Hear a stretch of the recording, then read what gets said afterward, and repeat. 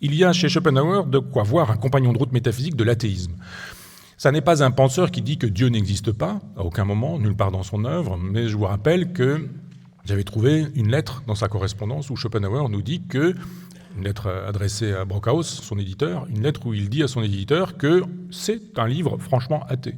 Qu'il ne le dira pas clairement, il n'a pas envie d'avoir d'ennui avec les autorités. Il y en a en Allemagne, Fichte en a eu en disant un certain nombre de choses qui ont fait croire qu'il était athée. Et d'un seul coup, la vie devient impossible dans l'Allemagne de cette époque-là.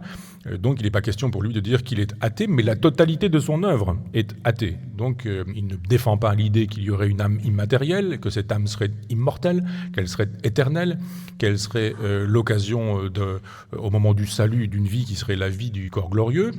Il ne nous dit pas qu'il existe un arrière-monde, ce qui pour moi définit toute religion. Une religion, c'est une vision du monde qui nous dit que l'arrière-monde donne son sens à ce monde-ci. C'est la définition que je donne de la religion. C'est-à-dire, il y a un monde, bien sûr, mais il y a un autre monde qui est plus vrai que ce monde-là, ce monde-ci. Et ce monde-ci, il n'est qu'une illusion, il n'est qu'une fiction. C'est comme ça qu'une religion pense. Eh bien, il n'y a pas, chez Schopenhauer, d'arrière-monde. Ce monde-ci, c'est le seul. Il n'y en a qu'un. Il est pure volonté, mais il n'y a pas un autre monde qui donnerait sens à ce monde-ci. Il est moniste aussi, en ce sens, c'est-à-dire qu'il n'y a qu'une réalité, qu'une vérité. Les chrétiens sont tous des dualistes, le corps et l'âme. La matérialité de la chair, l'immatérialité de l'esprit, le fait que le corps soit corruptible et le fait que l'âme soit éternelle, immortelle et susceptible d'une vie dans les arrière-mondes. Le dualisme est consubstantiel aux religions.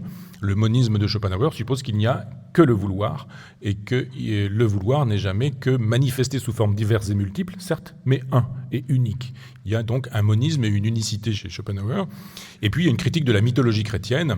On n'entrera pas dans les détails, mais il considère effectivement que la virginité de Marie, que l'Immaculée Conception, que toutes ces choses-là, encore que le dogme de l'Immaculée Conception ce soit postérieur à la rédaction du monde comme volonté, comme représentation, mais toutes ces choses-là relèvent d'une mythologie et qu'il ne peut pas y consentir. Donc il y a une partie de Schopenhauer qui est franchement athée et qui pourrait relever du compagnonnage avec l'athéisme.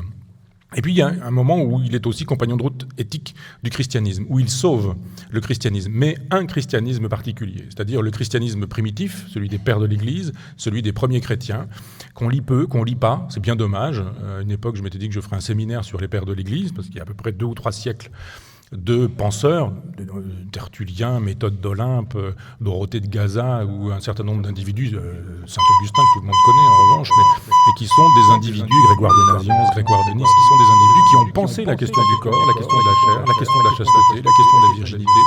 C'est considérable à cette époque-là, considérable la réflexion qui se mène sur l'ascétisme dans le désert, et il considère que Jésus procède de cet ascétisme-là. Et que c'est en ce sens que Jésus est bouddhiste et brahmanique.